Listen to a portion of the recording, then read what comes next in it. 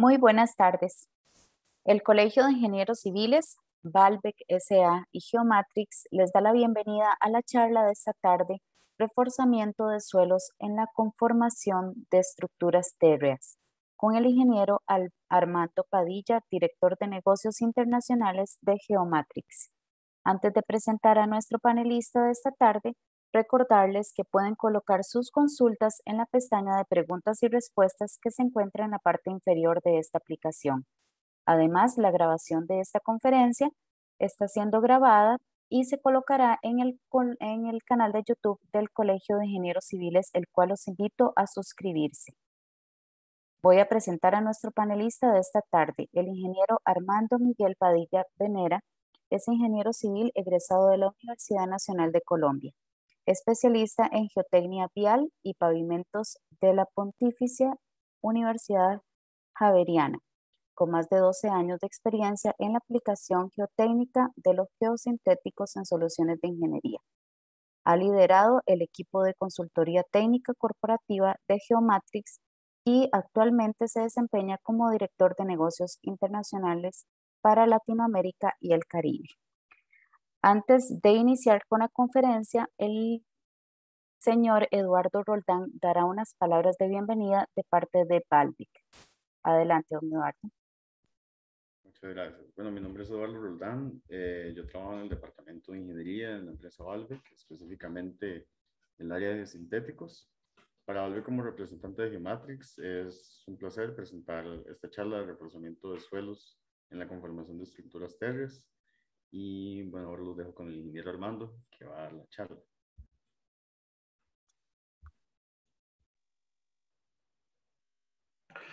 Bueno, muy buenas tardes para todos. Gracias, Carol, gracias, Eduardo y Mauricio. Primero hago la pregunta, ¿me están escuchando? ¿Me escuchan bien? De pronto, Carol, Eduardo, Sí, Mauricio, señor, ¿podrían sí dar? se le escucha Ok, bien. listo. Muy bien, muchas gracias. Sí, agradecerles este espacio. Definitivamente creo que una de las bondades o de las cosas buenas que sacamos de todas estas circunstancias que hemos vivido desde el año anterior ha sido fundamentalmente la posibilidad de tener reuniones en cualquier parte del mundo, reuniendo gente que está en diversos lugares en simultánea, compartiendo experiencias, retroalimentaciones, y bueno, eso es de lo que hay que destacar de todo esto, y hoy agradecemos al Colegio de Ingenieros Civiles la oportunidad de poder compartir con ustedes una charla, una conversación enfocada en una de las novedades de las últimas décadas en la conformación de terraplenes y movimientos de tierras, en las obras civiles, en el mundo en general. Es una tendencia que ha venido en alza y que hoy pues tenemos nosotros la posibilidad de compartir en este escenario. Sabemos que es un tema que cada vez toma más connotación y del cual se sabe cada vez más, ¿cierto? Entonces, pues la idea de la conversación de hoy, de la charla de hoy, es que podamos presentarles a ustedes temas varios, muy enfocados hacia las estructuras en suelo mecánicamente estabilizado, que es, digamos, el nombre técnico adecuado para esta clase de estructuras, dando énfasis a los muros en suelo reforzado. Y bueno, voy a proseguir con la presentación si les parece bien en este instante.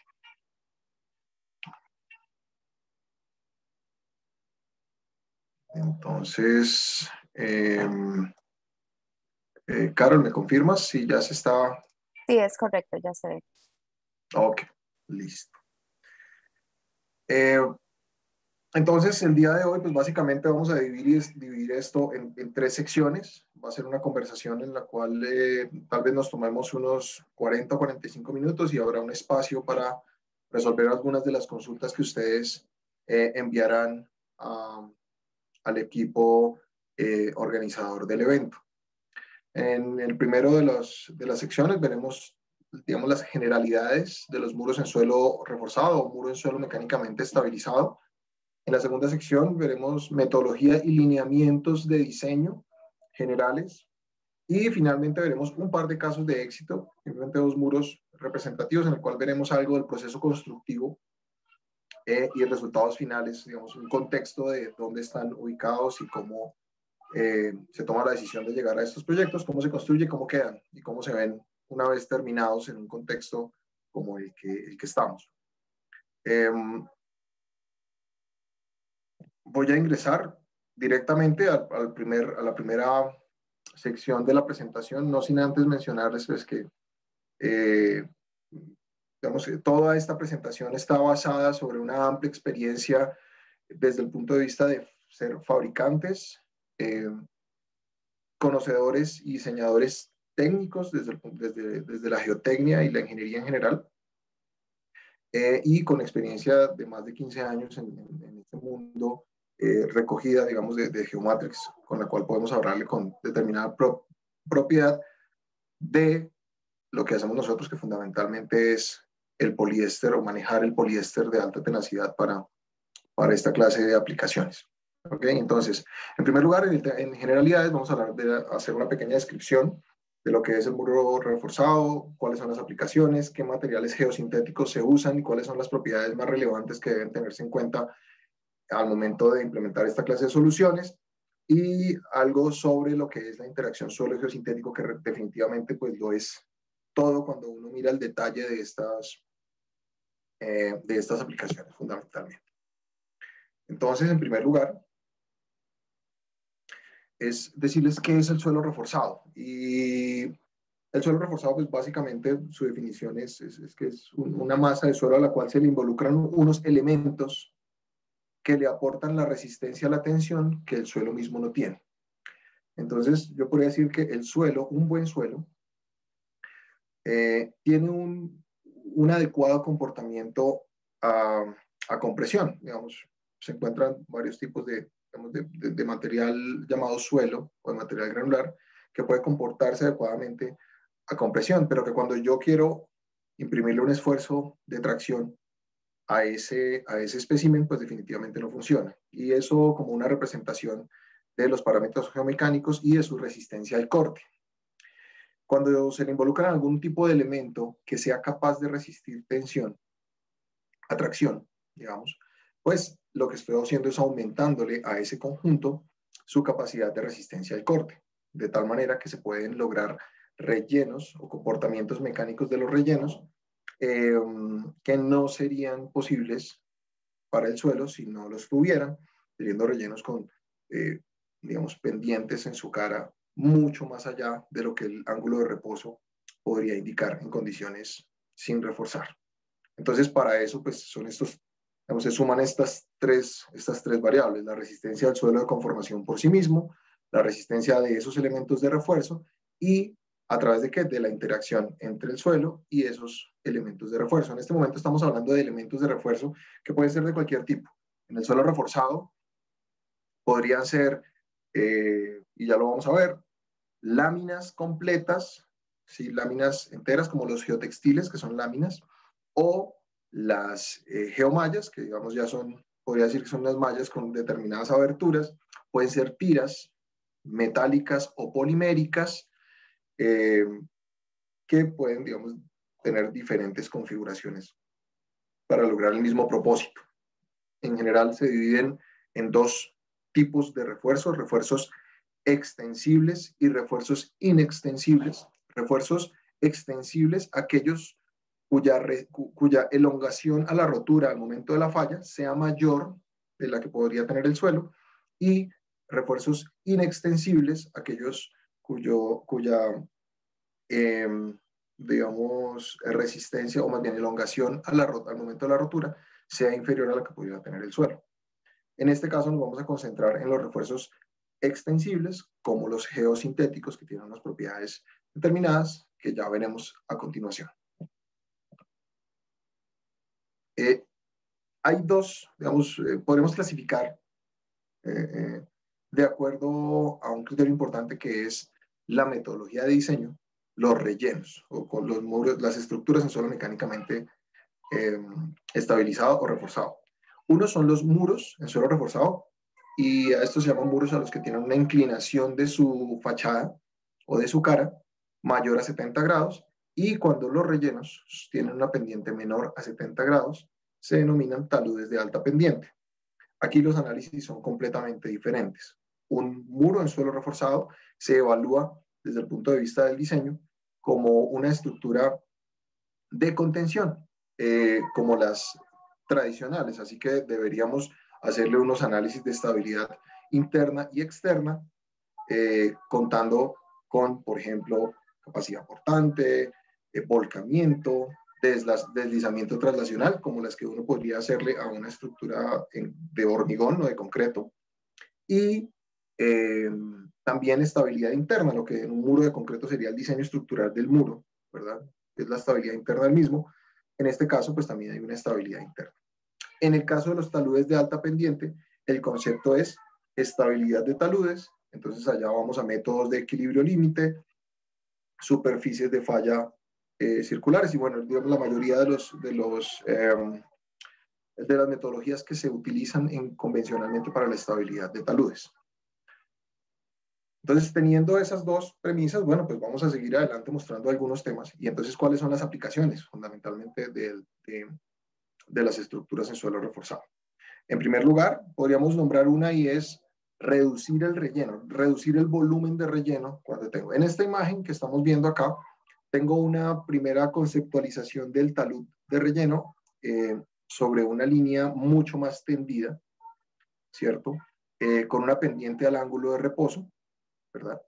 Y en esas condiciones, si yo utilizo una estructura en suelo reforzado, como la que queda fuera del sombreado amarillo, es decir, la que está en blanco, podría reducir toda esta zona achurada de color amarillo en una sección transversal. Esto es una sección transversal de un relleno, simplemente elevando la pendiente de la cara, ¿verdad? Esto, digamos, en un dibujo como el que se ve acá, pues tiene una cantidad de volumen determinada, pero cuando estamos colocando muros o rellenos en media ladera, y lo que está aquí al frente tiene una pendiente determinada, es probable que en algunas ocasiones el relleno sea casi que infinito, porque termino extendiéndome 100 metros para poder lograr un contacto con el terreno natural. Entonces, lo primero, la reducción del relleno, ¿cierto? Y yo quiero hacer esta clase de estructura. O puedo reemplazar muros de contención convencionales, digamos en concreto. Este esquema está un poquito raro. Pero puedo, en vez de construir un muro convencional en concreto, hacer una estructura en suelo reforzado, o parecido a la primera alternativa, a la primera aplicación que mostramos antes, que fue elevar la pendiente con el propósito de disminuir el relleno, ¿cierto? En la parte frontal, pues acá lo que puedo hacer es aumentar el área disponible. El área disponible es la parte superior. Todo esto que vemos acá se puede aumentar al elevar la pendiente. ¿Cuándo funciona esto? Uno de los casos de éxito que voy a mostrar al final, o uno de los casos de muros en suelo reforzado, es una aplicación similar a esta, en la cual tengo una media ladera, y al colocar una estructura de contención en suelo reforzado, puedo aumentar la plataforma de trabajo, ¿cierto? Y esto es crítico en algunas circunstancias, como vías a media ladera, como plataformas de trabajo, bien sea en el sector petrolero, en el sector minero, o bodegas, o sector, digamos, de casas, proyectos privados, que también es una de esas grandes aplicaciones. De tal manera que yo no tendría que excederme en el derecho de vía, no tengo que comprar más predios, y configuro una estructura que sea completamente estable. Bueno. Y una última aplicación, pues son la reconstrucción de laderas cuando han tenido algún tipo de problema de estabilidad. Y pues aquí se puede configurar una estructura de contención, digamos, de un talud que ha sufrido algún problema de estabilidad, sobre todo estabilidad superficial. ¿Cuáles son las ventajas de utilizar muros en suelo mecánicamente estabilizado? Pues tenemos varias, ¿verdad? Menor ocupación de áreas, menor ocupación de materiales, ¿cierto? Esos dos aspectos pues son directamente, están directamente relacionados con el costo de la obra, ¿verdad? Y en su funcionalidad hay dos que son muy importantes. Primero, toleran mayores asentamientos diferenciales, digamos, ellos son flexibles, las estructuras en suelo reforzado son estructuras que se acomodan a cualquier tipo de deformación o asentamiento que puedan tener sin tener pérdida, digamos, de su funcionalidad y pudiendo tener algún tipo de arreglo o de mantenimiento rápido que otro tipo de estructuras como las estructuras en concreto, pues tendrían mayores problemas porque no son flexibles. Es decir, cuando viene la falla, pues viene la falla y ya la estructura, el muro de contención, pues definitivamente, digamos que no funciona. Eso por decirlo de alguna forma. Y el otro aspecto importante es el desempeño ante eventos sísmicos. Al ser una estructura flexible, no absorbe la energía de los sismos y eso también hace que tengan condiciones de mejor comportamiento. Si ustedes han tenido una experiencia o han estado, digamos, atentos a todos estos fenómenos o sismos que han ocurrido, por ejemplo, en Chile hace algunos años, el que ocurrió en Ecuador, en Esmeraldas, también hace tal vez 4 o 5 años, lo que se ha podido evidenciar en esos casos y en muchos otros en el mundo es que el comportamiento de estas estructuras en suelo reforzado, bien sea para aproximaciones a puentes o muros a media ladera, digamos, es destacable para aceleraciones sísmicas bastante importantes como las que se ha vivido, en particular en esos 2 sismos que les menciono, donde ha habido lecturas de por lo menos 0.5 G en adelante como la velocidad pico horizontal en esos sismos. Entonces, digamos, para nombrar algunas de las ventajas del sistema, les hablaba de lo económicos que son, pues en diferentes regiones, en función de la accesibilidad que se tenga de determinados productos o materiales de construcción, pues tenemos unos cálculos que a partir de 3 o 4 metros pueden ser más económicos las estructuras en suelo reforzado frente a estructuras tradicionales en concreto. En particular, depende, les menciono mucho que del proyecto o del sitio, pero hay algunos proyectos en los que yo he participado en el cual a partir de 7 metros resulta más económico los muros en suelo reforzado y bueno, los dueños del proyecto han tomado decisiones en ese sentido y se construyen muros que han ido desde esos 7 metros en un proyecto en particular, muros pues realmente puede haber desde 1 metro o en adelante, hasta, pues hemos participado hasta 24 metros de altura en, digamos, con muros, lo que se denomina muros superimpuestos, muros compuestos, o 18,50 de una sola cara.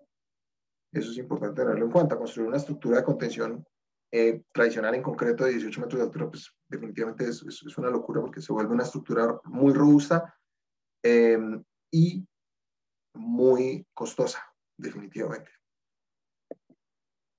Listo, entonces yo les mencionaba ahorita que pues, nosotros estamos muy relacionados con el mundo del poliéster. El poliéster pues, es uno de esos polímeros con los cuales se fabrican los elementos de refuerzo o los geotextiles y geomallas para esta clase de aplicaciones. Entonces voy a hablarle aquí un poquito del poliéster. ¿Qué polímeros existen en general para los geosintéticos? Y pues uno puede enumerar 3 o 4 que son el polipropileno, el polietileno, que puede ser de alta o de baja densidad, el poliéster. Hay algunos otros, digamos, de menor volumen. Hay algunos textiles con nylon, hay algunos que tienen aramidas o algunos, digamos, de esa clase de polímeros. Nosotros nos concentramos en el poliéster. ¿Y cuáles son las propiedades del poliéster más importantes? No es el mismo poliéster con el cual a uno le hacen la camisa o que se utiliza para diferentes aplicaciones que son, digamos, un poco más hacia el área textil o de modas. El poliéster que se debe utilizar para la fabricación de geosintéticos debe tener por lo menos 3 propiedades importantes.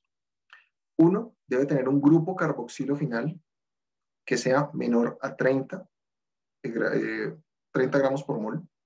Deberíamos tener un peso molecular mayor a 25.000 gramos por mol. ¿Esto qué quiere decir? Que deben ser productos de alto y una viscosidad intrínseca mayor a 0.9. Estos 3 parámetros, digamos que desde el punto de vista químico, se miden permanentemente. Lo que quiere decir esto es que es un polímero de alto peso molecular, con lo cual su degradación es mínima. ¿Sí? Si podemos decir, por ejemplo, que un textil expuesto al sol, un textil convencional de un poliéster de bajo peso molecular, puede tener, digamos, no sé, una viscosidad intrínseca que puede ser del orden de 0.5. Eso implica que sus cadenas poliméricas son muy cortas y muy fáciles de degradar. Esta clase de químico, esta clase de material con estas propiedades químicas garantiza que son adecuados para la fabricación de geosintéticos, que resisten intemperie, que resisten condiciones químicas, biológicas del suelo y que además tienen un adecuado comportamiento mecánico en el tiempo.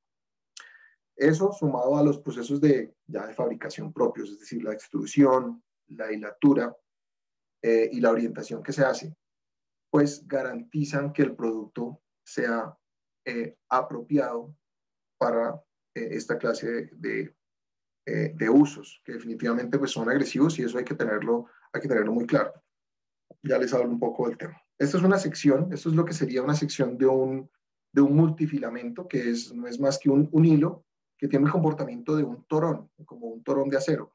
Son muchos filamentos muy regulares, cada uno de ellos, digamos, con una orientación molecular que permite tener elementos de alta tensión y de baja deformación en su comportamiento mecánico. Y bueno, entonces, hablando ya de los muros en suelo reforzado, yo me voy a concentrar, básicamente les mencioné desde el principio en refuerzos extensibles, y allí yo podría concentrarme en dos tipos de refuerzos, geotextiles y geomallas. Los geotextiles pues, son unas láminas continuas, ¿verdad? Donde no hay una interacción entre la capa inferior y la capa superior directa o contacto directo.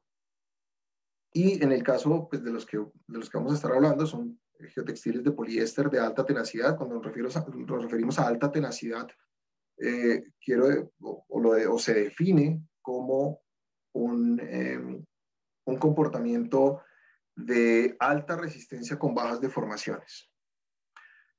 Entonces ahí están las otras propiedades como el alto módulo de elongación, la alta resistencia a la tensión y resistencias AV que deberían estar por encima del 70% luego de 500 horas de exposición. Esto es una prueba STM que básicamente lo que pretende es entregar un valor de la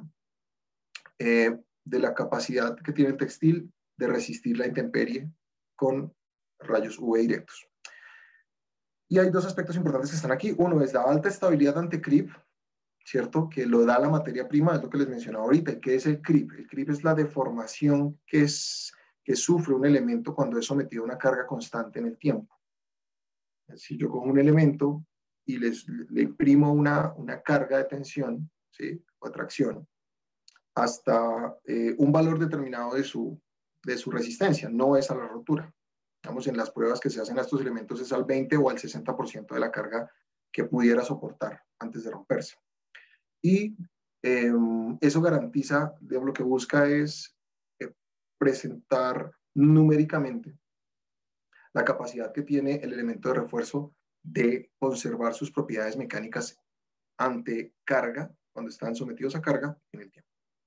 Más adelante voy a mostrar unos datos de esto. Y en el caso de las geomallas, bueno, ya hay una abertura y esa abertura permite una interacción entre la capa superior y la capa inferior. Eso tiene unas consecuencias desde el punto de vista mecánico y de la transferencia del refuerzo que hace diferentes a los geotextiles y las geomallas. Entonces,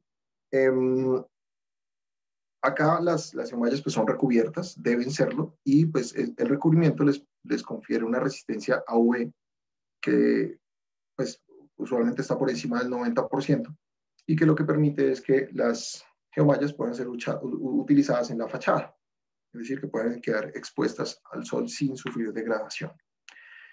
Entonces, digamos que en estos dos elementos de refuerzo, pues nos vamos a mover y realmente son, digamos, los de mayor aplicación en el mundo, habiendo otros en el mercado, pero nos queremos concentrar en estos dos que son, digamos, los más amplios, los más usados, y consideramos que pues, uno de los más competentes para este uso.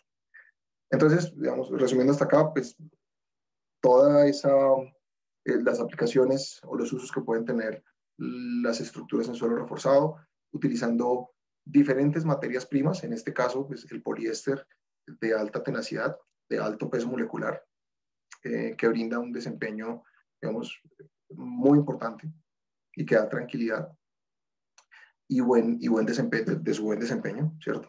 Y tenemos dos tipos de refuerzos en esta presentación, uno los geotextiles, otro las geomallas, teniendo cierto grado de diferencia en el mecanismo de transferencia que tiene cada uno de ellos. Aquí simplemente hay una caracterización de cuál es la estructura de los geotextiles de los cuales les estoy hablando. Hay dos tipos de tejidos, fundamentalmente, simplificándolos, unos tejidos planos y unos tejidos de inserción de trama. Los tejidos planos pues, son fibras una encima de otra que permiten un entrecruzamiento de fibras transversales y longitudinales. Y hay otras que es la estructura de inserción de trama, donde hay filamentos o hilos en una dirección, hilos en otro, y un tercer hilo que genera un amarre en cada una de las intersecciones. Eso es, digamos, haciéndolo muy al detalle. Eso tiene unas diferencias en el comportamiento, fundamentalmente en la elongación al someterlo a carga, en la facilidad del paso de agua y la transmisividad hidráulica que es, digamos, en los planos, en el plano del textil. Y bueno, ¿qué debería ver uno en los geotextiles?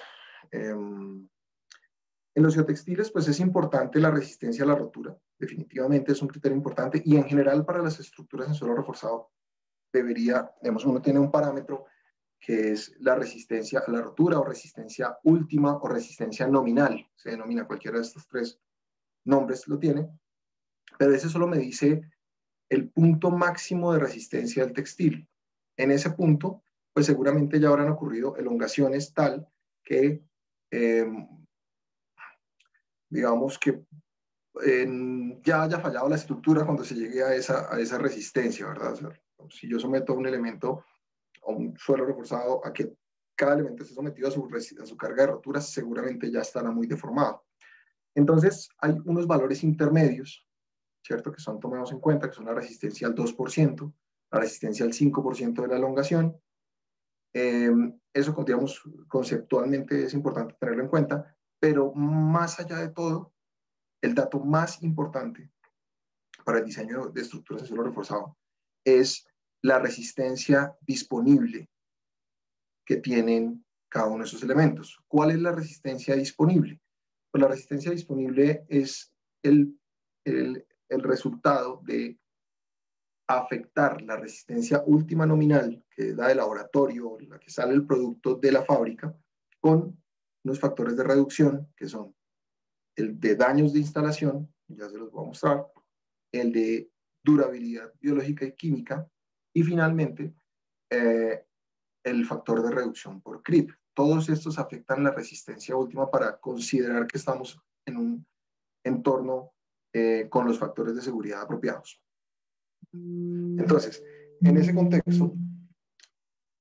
contexto, podría decirles que uno de los aspectos más importantes que debe buscar uno en una hoja técnica no es necesariamente la resistencia última, sino que debería ser la resistencia disponible, que en este caso la ven aquí resaltada en color verde.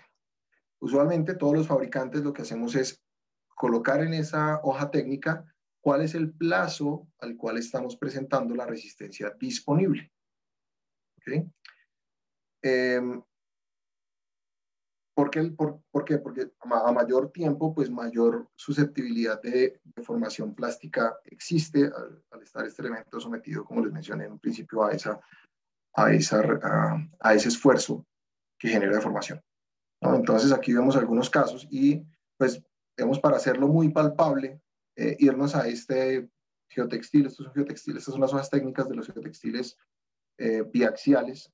Y si nos vamos a este geotextil de 220 kilonewtons que aparece acá, 220 kilonewtons, lo que vemos en la resistencia máxima disponible a 75 años es que tenemos una resistencia de 110 kilonewtons. Esto varía entre cada fabricante y sobre todo entre cada materia prima.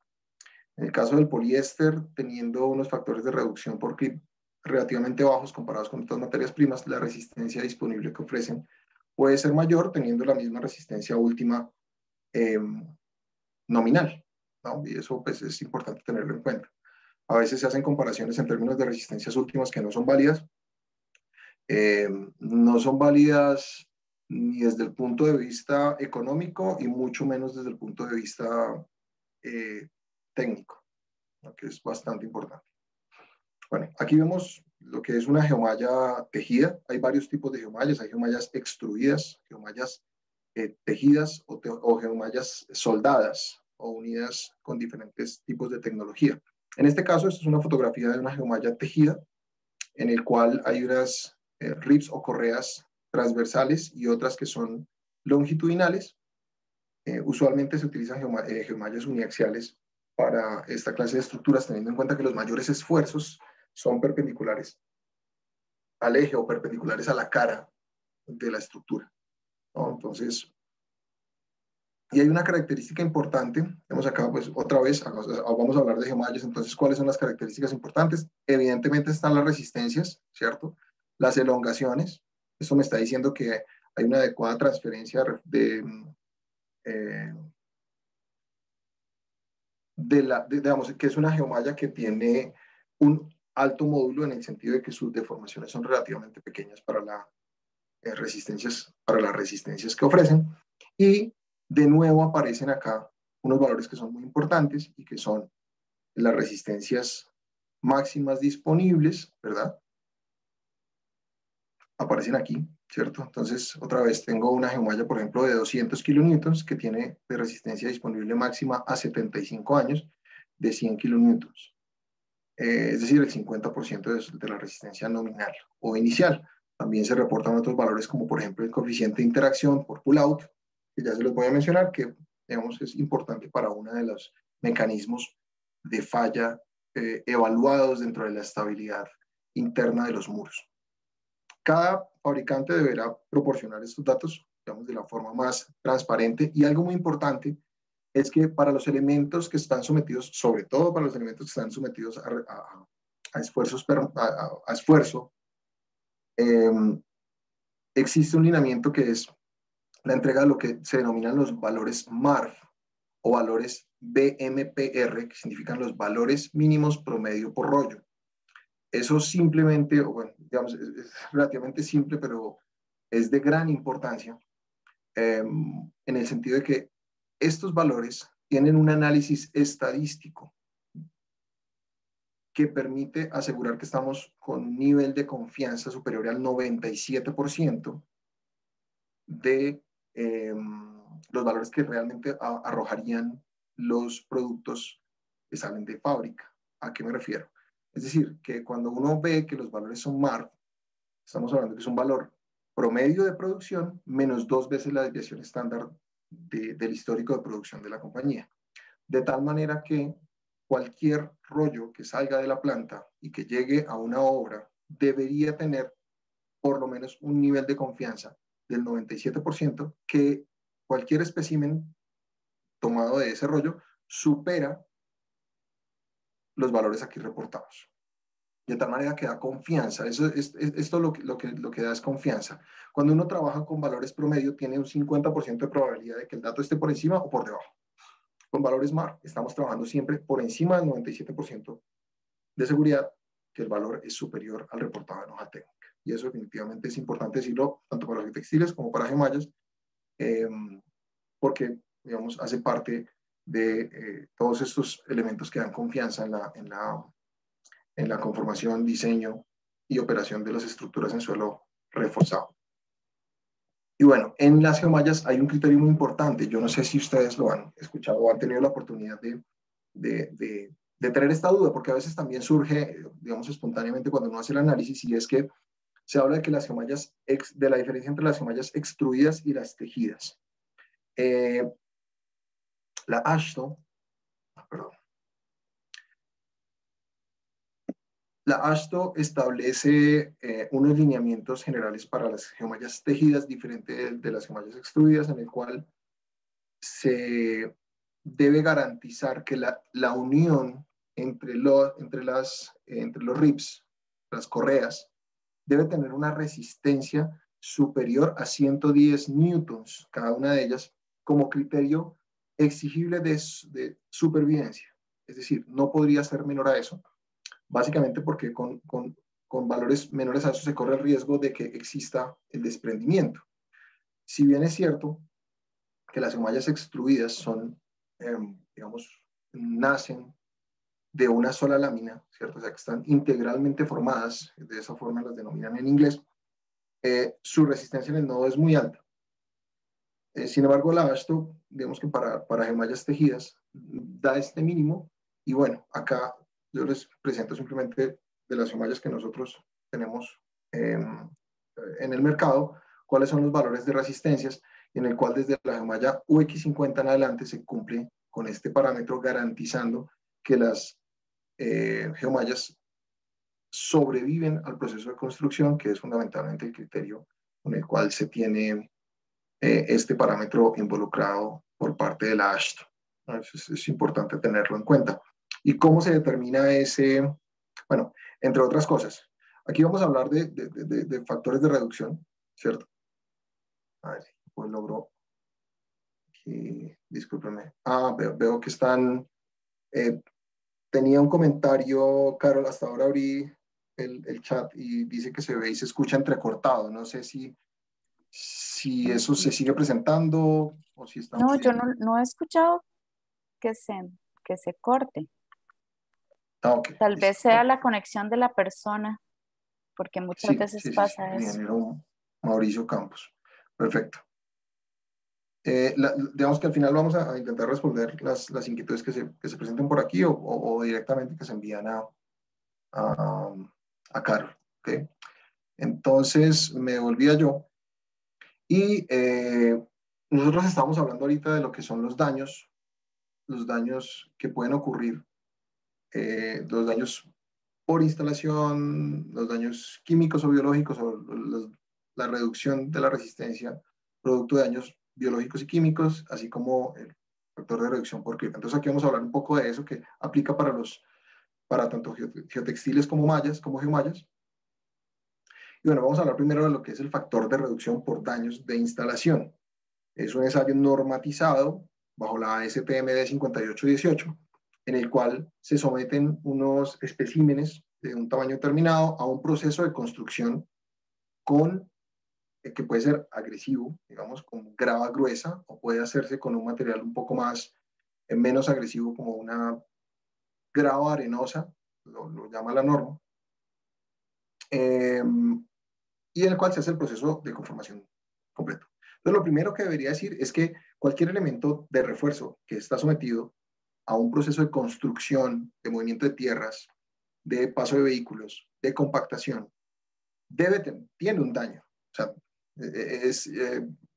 voy a decirlo entre comillas, ingenuo pensar que no es así. De tal manera que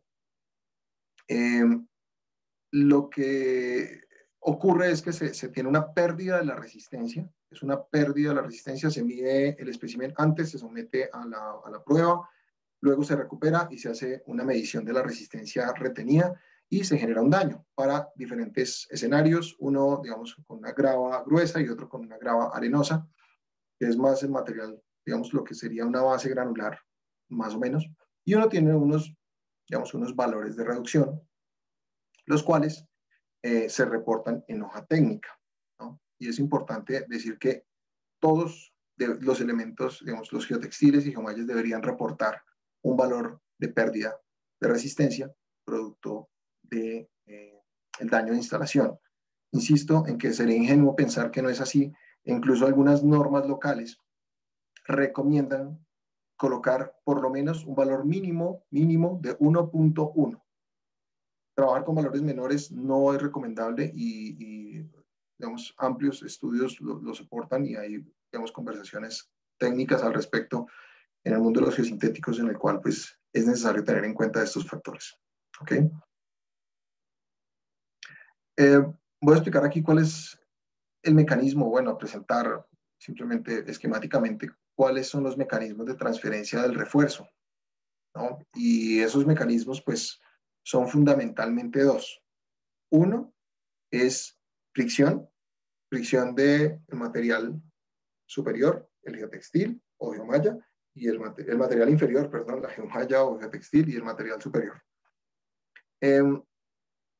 Ese es un mecanismo, digamos, convencional, y las geomallas trabajan por fricción en las correas, cuando son geomallas tejidas o incluso aquellas que son soldadas, sobre todo, digamos, con mayor proporción, y una resistencia pasiva o entrabamiento. ¿Qué sucede? Cuando está la malla, pues el suelo genera algo que pues, algunos han denominado como una columna hipotética, en el cual se genera un entrabamiento que aumenta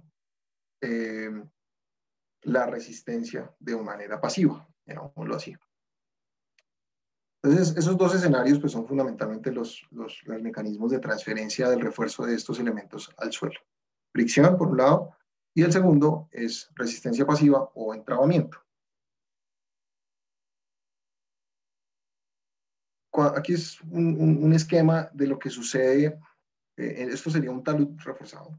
Digamos, esto es el esquema de un talud reforzado, una pendiente menor a 70 grados, una superficie de falla representado por esta línea continua delgada de color negro.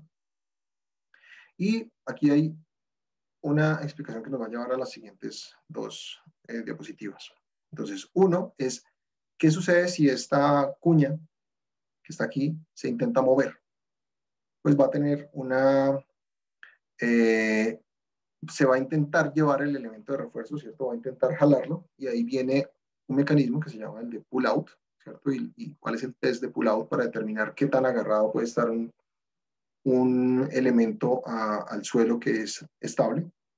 Y hay otro que se representa aquí en la parte inferior, y es el del corte directo, que es qué sucede con el suelo superior-inferior cuando hay un elemento que genera una discontinuidad entre esos dos suelos, uno ubicado en la parte superior y uno en la parte inferior. Y pues bueno, entonces el primero de ellos es la resistencia al arrancamiento, ¿sí? O al pull-out, que hace parte de uno de los mecanismos de falla evaluados en la estabilidad interna del muro.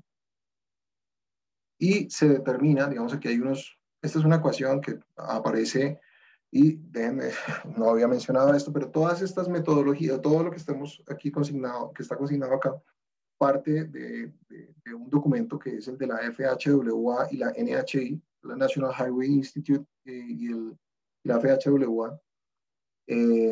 Estados Unidos hay dos documentos en los cuales está consignado todo lo que tiene que ver con el diseño de muros en suelo mecánicamente estabilizado, y que por lo menos en los países en este lado del mundo pues los acogemos. Sabemos que hay metodología alemana que es, digamos, muy interesante, y la japonesa, que también, digamos, que domina esa parte del mundo. Acá pues vamos apoyándonos en la FHWA para ser más concretos. Entonces se evalúan unos parámetros, ¿cierto? Aquí se habla del coeficiente de interacción, que puede hacer soporte por fricción o resistencia pasiva, unos factores de corrección que están asociados al tipo de refuerzo, bien sea geotextil o geomalla, y bueno, otros, digamos, evidentemente el esfuerzo vertical para cada una de las capas, la longitud de empotramiento y el perímetro efectivo de refuerzo.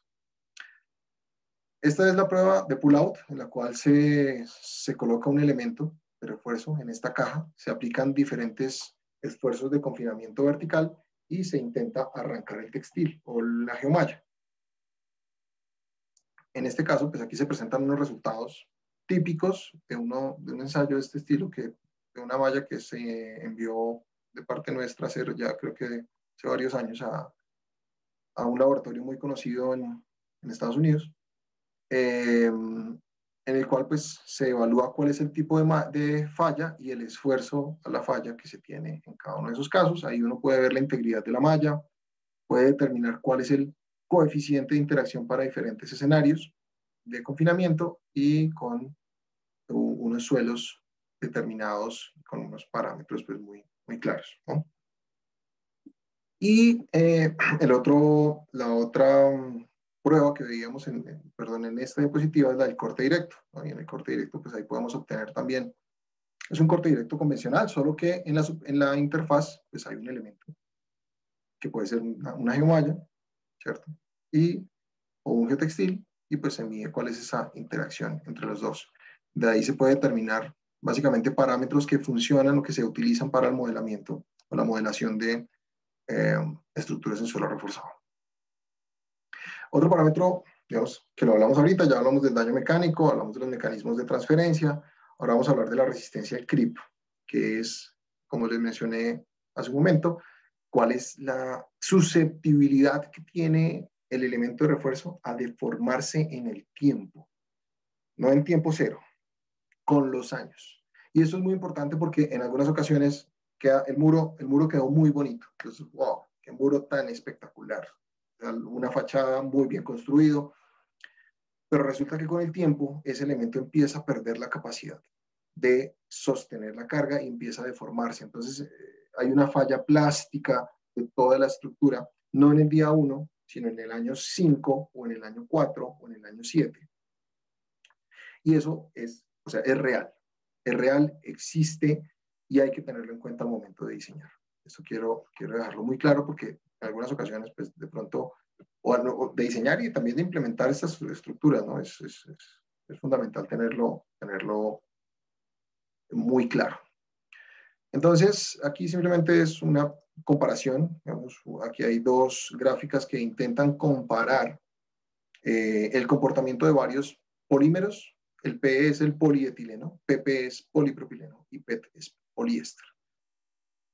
Para un escenario de 20% de la carga última del elemento y aquí para el 60%.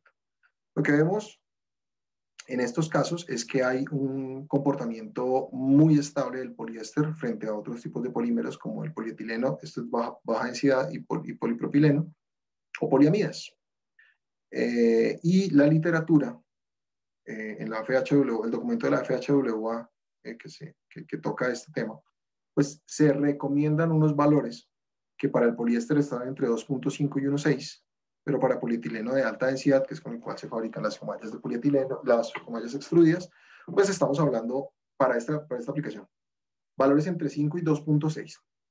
Más allá de esto, digamos que también se recomienda que cada fabricante haga las pruebas y presente el valor de sus materiales en sus hojas técnicas, ¿cierto? Y que puedan compartirlas y que, digamos, que sea muy claro. Con lo cual, la mayoría de los proveedores pueden estar en rangos que pueden oscilar aquí entre el 2.4, 2.6, 2.7 para el polietileno de alta densidad y en general para el poliéster están muy cerca de 1.6. En el caso nuestro tenemos valores a 75 años de 1.58 y a 114 años de 1.60 y es más o menos el valor más cercano, producto de esto de pruebas digamos, realizadas en laboratorios externos. Nosotros contamos con un laboratorio acreditado, tiene más de 40 pruebas exclusivamente de geosintéticos acreditadas. Sin embargo, esta clase de ensayos son muy costosos y y se hacen, digamos, en cada determinado tiempo y una logística muy grande con unos tiempos largos, así que pues esta clase de ensayos nosotros sí contratamos laboratorios acreditados de mucho prestigio en el mundo para poder tener los valores más apropiados, porque tenemos claro que es un valor muy importante a tener en cuenta. Esto básicamente es una presentación de unos datos nuestros, ¿cierto? En el cual se presentan precisamente lo que les estaba mencionando. CRIP, 1.58 a 75 años, 1.60 a 114 años. Es básicamente lo que presenta en esta diapositiva.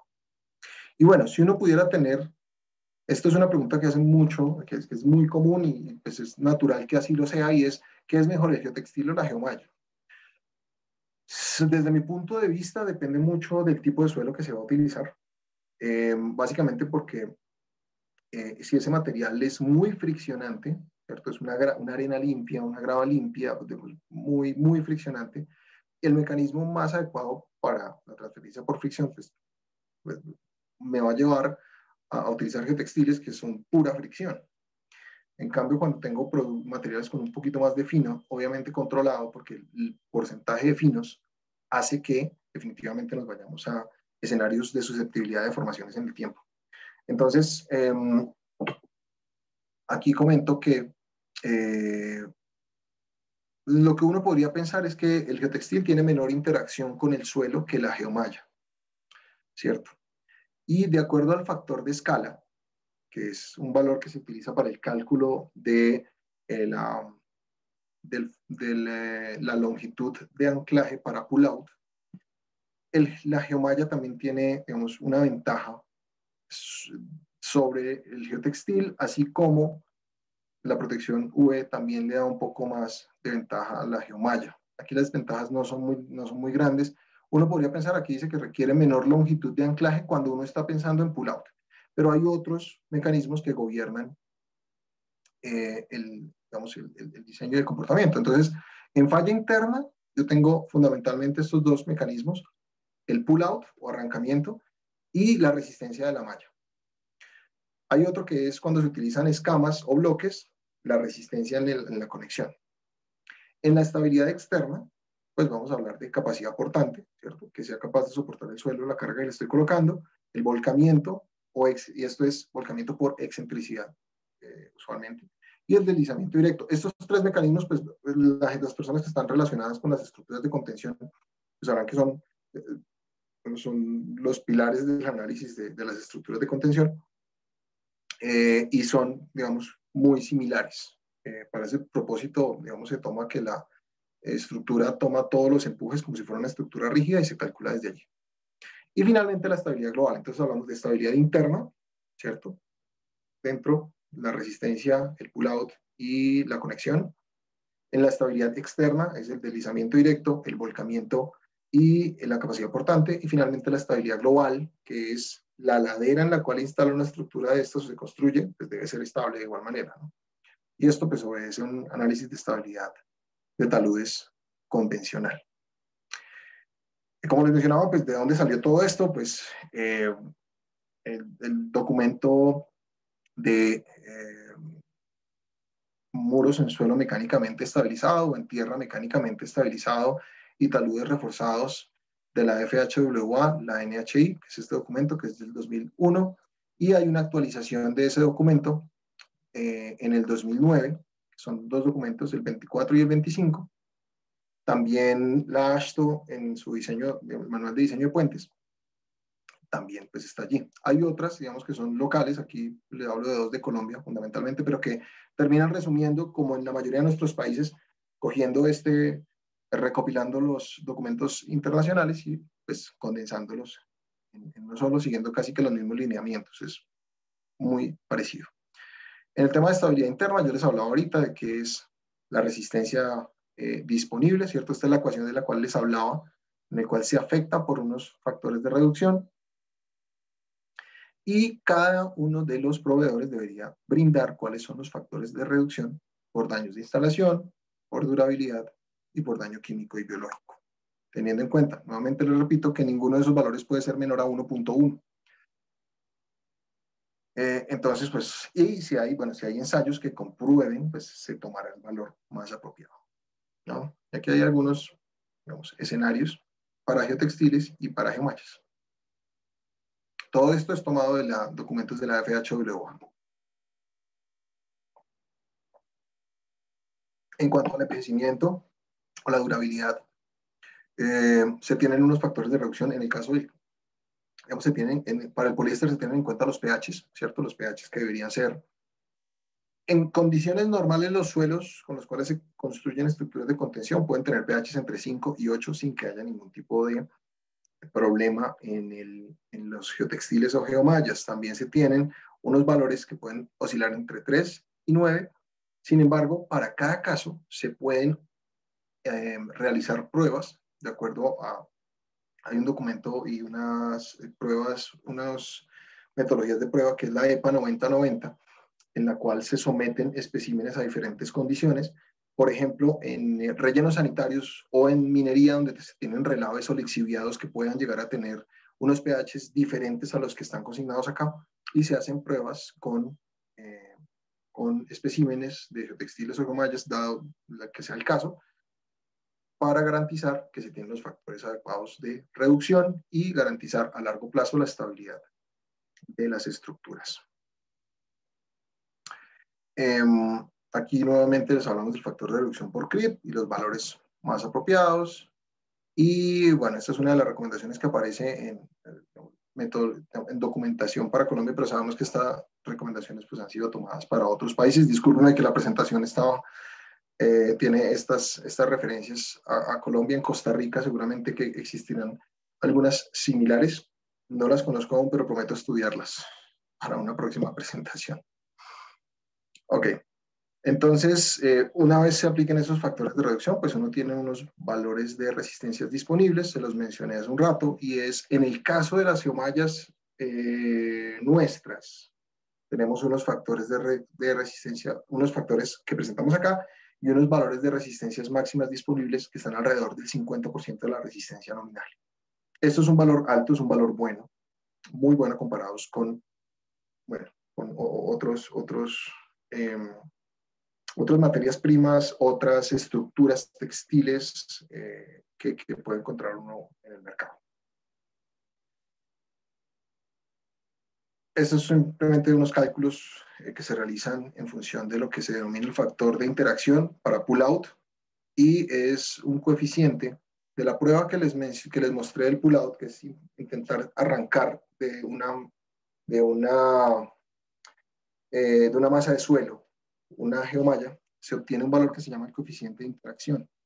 El coeficiente de interacción es importante, primero porque diferencia textiles de geomallas teniendo un mejor comportamiento en las geomallas, pero hace parte de la conceptualización del diseño de la malla.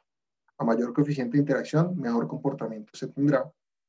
Y bueno, eso puede afectar, digamos, los factores de seguridad positiva o negativamente cuando uno hace el análisis del arrancamiento dentro del diseño de la estructura. Es necesario tener algunos aspectos importantes durante el diseño y la construcción. Primero, no se recomiendan refuerzos menores a 2.4 metros. Digamos que la FHWA recomienda que el refuerzo mínimo sea de 8 pies de longitud. Que la longitud de los refuerzos en ningún caso sea menor al 70% de la altura. Ese es como un valor que cuando uno empieza a hacer diseños y diseños se da cuenta que irse a menos del 70% de la altura tiene algunas implicaciones, sobre todo por el tema de volcamiento y excentricidad, incluso de deslizamiento traslacional, siendo que es una longitud corta para soportar los esfuerzos de empujes. Debe también haber un empotramiento mínimo. El empotramiento mínimo recomendado aquí aparece 0.5 metros, 50 centímetros. La FHWA creo que habla de 2 pies, o sea, serían 60 centímetros de empotramiento mínimo.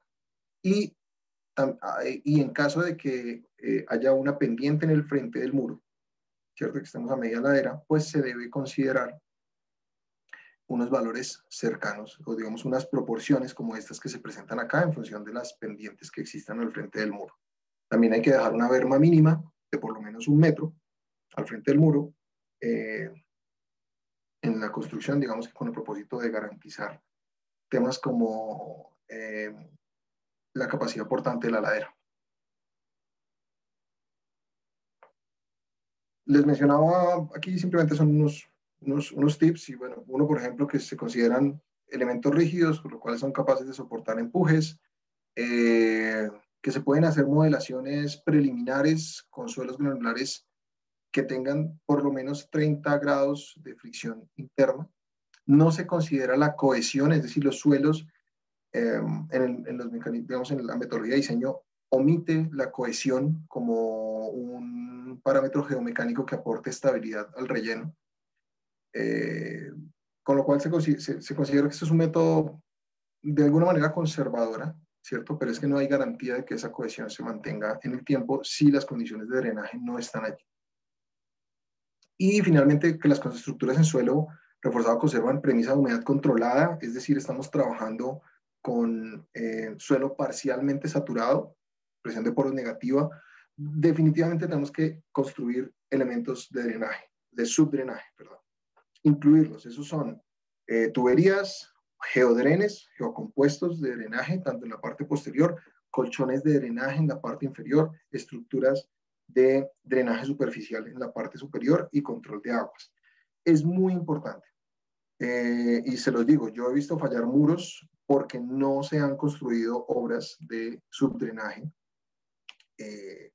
adecuadamente. Y esto también debo decirlo, como toda obra de ingeniería necesita una rigurosidad técnica en el diseño, en los materiales, en la calidad de los materiales, en todos los materiales, en el proceso constructivo, ¿cierto? Y una adecuada, digamos, observación, por lo menos en el mantenimiento. Si un muro en concreto se construye mal, falla. Si un muro en concreto sus materiales no son adecuados, falla. Si los muros en suelo reforzado no tienen esos mismos aspectos, pues son susceptibles de falla. Y es que a veces en las conversaciones es probable que en el afán de mostrar las bondades de algo, uno omita y diga, es que esto es muy fácil, usted puede utilizar cualquier material, el que tenga en la obra. Hombre, el ingeniero tiene 35% de finos o 45% de finos, unos finos plásticos. No es un material bueno para construir y puede que el muro le quede bonito hoy, pero en 6 meses o en un año va a tener problemas de deformaciones. No se respetan las longitudes de diseño, no se respetan los espaciamientos verticales entre refuerzos y eso va a generar problemas de, digamos, de disminución de los factores de seguridad que al final en un evento determinado pueden generar inestabilidad o falla de las estructuras y eso es importante decirlo y tenerlo muy claro. ¿Qué herramienta utilizamos nosotros? Puede haber otras para el diseño de muros en suelo mecánicamente estabilizado, pero esta es la más utilizada en esta parte del continente y es el programa de MSW, la versión número 3, que es del 2018, en la cual pues, es una herramienta que es muy específica, con una, digamos, es muy fácil usarla, pero también permite mover muchos parámetros dentro del diseño que le dan a uno la certeza de que cada cosa está muy controlada. Este software está basado completamente en la metodología de la FHWA. Incluso Dov Lechinsky, que es, entiendo yo, es el CEO de Adama, que es la compañía que fabricó el software, hace parte de los consejos técnicos de FHWA, con lo cual pues digamos que hay una correlación directa entre lo que está pasando en el estado del arte desde el punto de vista de normatividad y el software que maneja esta aplicación, ¿no? Definitivamente es un muy buen software y digamos, aquí se puede hacer incluso hasta estabilidad interna, estabilidad global. Si no me equivoco, solo maneja una de las metodologías que es Bishop. Puede complementarse con otras como GeoSlope, como Slide o como cualquiera de las, digamos, de estas herramientas informáticas para el diseño de estabilidad de taludes, en el cual, digamos, uno puede hacer la estabilidad interna y externa aquí y hacer el complemento con la estabilidad global en otro tipo de herramienta informática, como las que les mencionaba. Bueno, aquí ya transcurrimos 2/3 partes de la presentación y esta que voy a presentarles 2 muros en suelo reforzado, muros muy bonitos, en los cuales hemos participado. Diría que, no voy a decir que son recientes, es probable que tengan 3, 4, 5 años de construidas, pero digamos eso le da a uno mayor tranquilidad para hablar de las estructuras, porque sabemos que quedaron muy bien construidas y que se ha hecho un adecuado monitoreo. Entonces, este muro, el primero de ellos, es un muro de una ampliación de una plataforma petrolera en Colombia. Los 2 muros son en Colombia, me perdonen, que presenta solo casos de Colombia. Tenemos otros, pero en esta presentación solo voy a hablar de estos 2. Y fundamentalmente lo que se buscaba aquí, si me permiten, esto fue mira, 2019, diciembre de 2018, marzo de 2019, este es relativamente reciente, un par de años. Tiene una altura máxima de 18 metros de altura y es en Barranca Bermeja, una zona muy caliente en el Valle del Magdalena, una zona petrolera por excelencia, en el cual se buscaba ampliar la zona de plataforma, ¿sí? Y garantizar la estabilidad de esa zona de trabajo en la cual había unos taladros de perforación. Inicialmente se tenía contemplado una estructura de 2 digamos, compuesta de dos estructuras de contención en gaviones, una de 7 metros y una de 4 metros a diferentes alturas. Y bueno, se presentó una alternativa con geosintéticos en la cual se tenía esta configuración, se podía ampliar la zona de trabajo en la parte superior, garantizar un adecuado empotramiento, haciendo un reemplazo de material superficial con condiciones mecánicas, digamos, de menor desempeño. Y como ustedes lo ven aquí, considerando unos elementos de subdrenaje al interior. Se consideró el uso de geomallas uniaxiales, fundamentalmente desde 50 kilonewtons hasta 165 kilonewtons, empezando por las de mayor resistencia en la parte inferior y las de menor resistencia en la parte superior. Utilizando un geocompuesto de drenaje, el Geodren Permadren 450, es un Geodren de 4.5 metros de espesor, y tuberías de subdrenaje de polietileno de alta densidad. También el uso de geotextiles no tejidos para separación y unos sacos unos sacos en polipropileno que básicamente se utilizan para la conformación de la fachada, de tal manera que se elimina el uso de fachadas rígidas por un lado y por otro lado también el uso de formaletas para la conformación de la cara.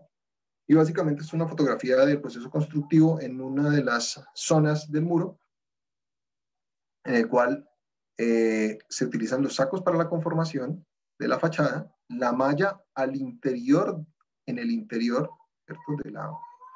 En el interior del relleno, y este material que ven acá pues es el que va a llegar a cerrar y a ajustar para que quede bien conformada. En la parte posterior ustedes ven unos geodrenes verticales. En este caso se consideró el uso, no una capa completa, sino uno sí, uno no, uno sí, uno no, alterno. ¿Okay? Aquí hay un detalle de la fachada, ¿cierto? Con los sacos, antes del cierre de la malla, y vemos que en las capas inferiores no se genera el abombamiento que podría generarse cuando no se utilizan formaletas en la fachada. También vemos que la malla es muy flexible, que se puede utilizar fácilmente. Es una malla de una conformación textil, no es rígida, de tal manera que no hay que cortar y colocar otra malla en la cara y luego cerrar. O sea, que es una dificultad, además que genera sobrecostos por los traslados y los desperdicios. Otra fotografía del proceso constructivo. Extendido el material. Estos pisones que ven acá, estas barras con una parte plana, se utiliza para la compactación de los sacos, para que quede muy bien. Aquí vemos el geotextil no tejido, que está posterior a los sacos, y lo que busca esto es simplemente separar el material que está en estas bolsas, estas bolsas son de fácil degradación. O sea, aquí esto es una bolsa de sacrificio que ojalá se degrade rápido para que la vegetación, como ustedes ven en un ambiente que es muy prolifera la vegetación fácilmente, como ocurre en Costa Rica, que es un país muy rico en vegetación y que fácilmente sale en cualquier lugar. La vegetación pues se cuelgue de la malla y pueda camuflar el muro, como les voy a mostrar más adelante. Sistemas de subdrenaje, estos son unas lengüetas que van desde la parte posterior hasta el frente del muro, que lo que buscan simplemente es que haya un intercambio de presiones que permita sacar cualquier exceso de presión de poros o de humedad que exista al interior que genere aumento en presión de poros. Aquí una fotografía aérea ya avanzado del proyecto y pues finalmente una fotografía meses después ya en funcionamiento. Ya ustedes ven que están todos los elementos de la operación completamente construidos, cerramientos, cercas, etc. Un proyecto exitoso que fue uno de una serie de 6 muros de las mismas características que se construyeron en esta zona. Y en segundo lugar les voy a mostrar un muro en el cual yo participé conceptualmente en el principio, que me podrán decir aquí está abril 16 a febrero de 2017, precisamente esa fue la construcción, pero la conceptualización seguramente fue desde 2015, en el cual un gran fenómeno de remoción en masa no solo amenazó, sino que efectivamente taponó una vía nacional con un fenómeno, digamos, con un fenómeno de remoción de masa bastante complejo. Dentro de esta masa uno podía ver desprendimientos de rocas altamente meteorizadas, podría haber unos desprendimientos en la cara. Retrogresivo definitivamente, todos estos suelos que se ven en la parte superior, suelos altamente, digamos, degradados y con una alta susceptibilidad de remoción debido al aumento de lluvias en dos, digamos, momentos del año fundamentalmente. Entonces era un problema bastante complejo que acá lo resumimos en 5 puntos, pues, pero que podría ser muchos más, pero una morfología y geología muy compleja, botadero, digamos nosotros, digamos, depósitos de materiales estériles muy deficientes, lluvias, escorrentía, infiltración, mantenimiento, falta de mantenimiento, etc. Aquí hay una sección de lo que sería, y bueno, el consultor, en este caso un consultor muy reconocido en el suroccidente del país, fundamentalmente en Cali, propuso un contrapeso para estabilizar la parte inferior de la ladera, que era la que se consideraba que tenía mayor inconveniente. Si esto se desconfinaba, pues generaba unos problemas en la parte posterior, ¿no? Y aquí se construyó un muro de 18 metros de altura con geomallas que fueron desde los, yo creo que fue hasta los 300 kilonewtons, dada la altura, de tal manera que hemos considerado unas longitudes importantes, refuerzo bastante importante también, pero que definitivamente valían la pena. Entonces, cuando hablamos de geomallas uniaxiales, sí, precisamente hasta 300 kilonewtons de resistencia en longitudes que podrían estar del orden de los 17 metros. El uso de geodrenes, tuberías, de igual manera, geotextiles, en este caso un geotextil tejido que sirve para separación y filtro, es el geotextil BX30.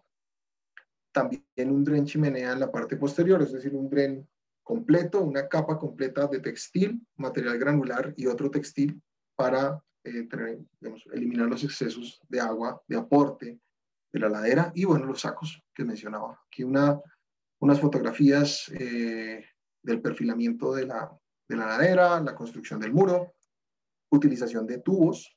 En este caso no se utilizó el geodren, se utilizaron mixtos, porque hay una zona que tiene tubería y otra que tiene geodrenes. Bueno, aquí el muro, si ustedes me preguntan a mí, el muro no se ve muy bonito, pero cuando pasó 2 meses después, pues sucede esto. La vegetación se apodera completamente del muro. Y bueno, lo más importante es que se logró solucionar el problema, ¿no? Digamos, el concepto de colocar una masa de contrapeso funcionó a la perfección. Y si ustedes ven aquí, pues uno podría decir que es una foto de otro sitio, pero en esta parte inferior está el muro, reteniendo toda esta zona y garantizando, pues, digamos, la estabilidad. Este proyecto consideraba otro muro en la parte superior. Finalmente no se construyó, sin embargo, hoy en día funciona muy bien. Y esta es otra fotografía aérea en la cual el muro está resaltado en estas líneas de color negro. Entonces, pues fundamentalmente, esto es lo que tenía para contarles. Simplemente quise hacer un recuento, no se trataba de entrar en detalles muy precisos, pero definitivamente esto es un tema que merece, tiene tanto de largo como de ancho, todo lo que uno pudiera hablar sobre él, detalles de diseño, detalles de materiales, de resistencias, de elongaciones, de detalles constructivos también importantes, controles de calidad, etcétera. Entonces, pues nada, les agradezco a ustedes el tiempo, el espacio, al Colegio de Ingenieros Civiles de Costa Rica, pues definitivamente agradecerles, igualmente a Baalbek, Eduardo, Guillermo y Mauricio, que han estado muy al pendiente de este tema. Y pues bueno, estamos a su disposición para ampliar este y otros temas. Hay otras 2 charlas programadas para las próximas semanas, en las cuales tocaremos temas que probablemente no sean tan comunes, digamos el uso de pavimentos, y hay otro en el tema hidráulico, donde tenemos grandes experiencias y grandes cosas que contarles y compartirles a todos. Entonces, pues les agradezco en primera persona el tiempo y el espacio. Y bueno, pasamos a la fase final, que son preguntas y respuestas, si es que hay tiempo. Perdóname, Carol, creo que me extendí unos 10 minutos, 15 minutos más de lo debido. No por se favor. preocupe, no se preocupe. Me Es, hubieran, no, me hubieran timbrado, yo hubiera, hubiera cortado, pero bueno. no, muchísimas gracias al ingeniero Armando por la excelente conferencia de esta tarde.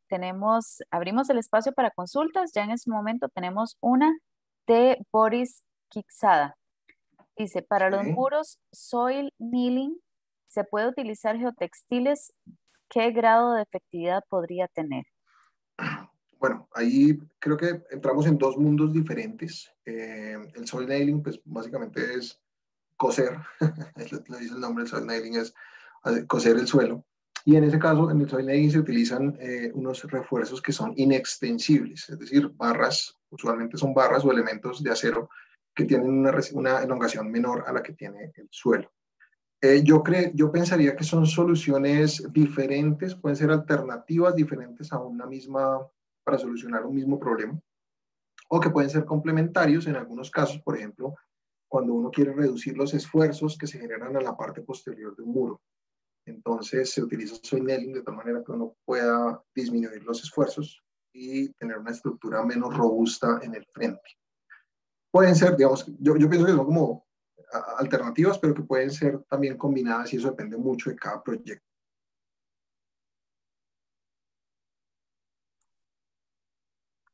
Esa ¿Sí? era la única pregunta que teníamos por Ah, acá. Lo que han estado preguntando es por la presentación. Bueno, el eso canal de veo. YouTube del colegio, ahí podrán encontrar la grabación de la conferencia y no nos dan las gracias únicamente. Sí, no, perfecto. Yo solo les digo, sé que nos extendimos un poquito, mil disculpas por eso, pero sabemos, insisto, que es un tema que tiene mucho para conversar.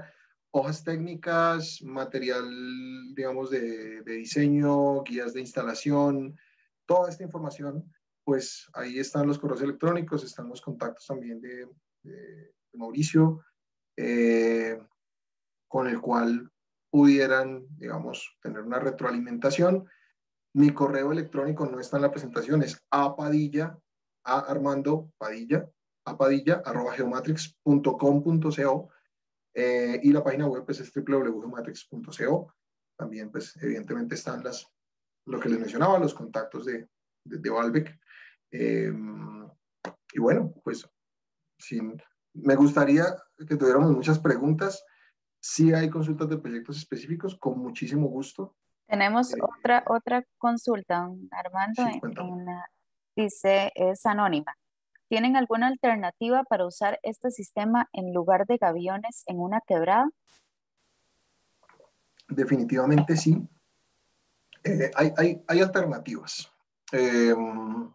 A ver, una de ellas es simplemente reemplazar la estructura por una estructura en suelo reforzado, teniendo en cuenta algo, y es que les mencioné que el suelo debería estar seco. Y cuando uno está en contacto con la quebrada, pues bueno, ahí tiene unas condiciones especiales. Hay un producto que son unas geomallas, pues nosotros denominamos hidromallas realmente, que buscan reemplazar o, digamos, ser una alternativa al gavión tradicional que es susceptible el gavión tradicional a la corrosión. Eh, a la corrosión. Sabemos que hay productos, digamos, de última tecnología, con recubrimientos, con una serie de tratamientos, sin embargo sigue siendo susceptible a la corrosión. Este producto se llama la hidromalla Gevestera, con la cual se configuran colchones y módulos de diferentes volúmenes, tamaños, espesores, longitudes, para ser colocados en sitio e izados, que pueden ser una alternativa interesante para la estabilización de orillas como una alternativa a los gaviones. Entonces, definitivamente sí hay soluciones. Incluso he visto muros en suelo reforzado que han sido construidos con materiales granulares limpios, o sea, muros en suelo reforzado a la orilla de un cuerpo de agua, con material que es muy filtrante, de tal manera que el agua tampoco genera mayores eh, inconvenientes o que deben ser tenidos en cuenta, pero que pueden presentarse. O sea, sí existen alternativas para esas soluciones que mencionan. Otra consulta de don César Euseda. ¿Cuánto es el grosor de cada capa entre geomalla? Ok, listo. Entonces, ese es uno de los criterios de diseño, ¿cierto? Entonces, uno podría, uno podría espaciar más los refuerzos, espaciamiento vertical, y eso va a requerir que cada malla tenga una mayor resistencia. ¿Hasta cuándo? ¿Hasta cuánto puedo separarlos? Hay recomendaciones y literatura que habla que 70, 80 o máximo 90 centímetros de espaciamiento. Sin embargo, en mi criterio personal, no es conveniente tener esa separación. Y por otro lado, espaciamientos muy pequeños generan mayores costos constructivos y menores rendimientos. Entonces, desde lo personal, y es algo que pues, hemos venido manejando la compañía desde hace algún tiempo, es tener diseños, abro paréntesis, hacemos diseños sugeridos, no son diseños son diseños que se presentan para la evaluación del profesional que le da el visto bueno. Dicho lo anterior, espaciamientos de 50 centímetros consideramos que es lo óptimo. ¿Por qué 50 centímetros? Porque uno puede hacer compactación de 2 capas de 25 centímetros. ¿Sí? O sea, digamos 30 sueltos, 25 compactos. 25 centímetros compactos se pueden hacer fácilmente con equipos convencionales de compactación, con rodillos vibratorios, con compactadores de, no sé, puede ser de 8 o 12 toneladas. Pueden tener se puede lograr la compactación adecuada y luego con otra de 25 y allá sí coloco el refuerzo. Entonces, considero que lo óptimo serían 50 centímetros o 60 centímetros. Más o menos, uno se enreda mucho en la construcción. La siguiente consulta es anónima. ¿Es posible construir una vivienda en la zona de relleno utilizando este sistema como contención del relleno? ¿Hay alguna excepción en las sobrecargas que se pueden aplicar? Lo primero que diría es que las sobrecargas deben ser tenidas en cuenta desde un principio. Se deben evaluar muy bien y tener unos factores de seguridad. Sí se pueden construir, y teniendo en cuenta eso hay que ser muy riguroso, ¿no? Hay que ser muy riguroso, tanto con la metodología de diseño como con los elementos de subdrenaje del relleno. Y por otro lado, con temas, por ejemplo, una piscina, si bien se puede construir, se puede hacer, una filtración en una piscina que esté sobre un muro de suelo reforzado es una condena para el muro, la filtración. Así que son cosas a tener en cuenta, es decir, se puede hacer. Los muros en suelo reforzado pueden utilizarse en muchos escenarios. Si uno ve en Japón, por ejemplo, o en Estados Unidos, muchos de los muros de acompañamiento, las rampas de aproximación a puentes del sistema férreo son construidos con muros en suelo reforzado. ¿Por qué? Porque soportan muy bien las cargas dinámicas, pero son muy estrictos en su diseño, ¿no? Una falla de estas pues, es catastrófica. Entonces, sí se pueden hacer.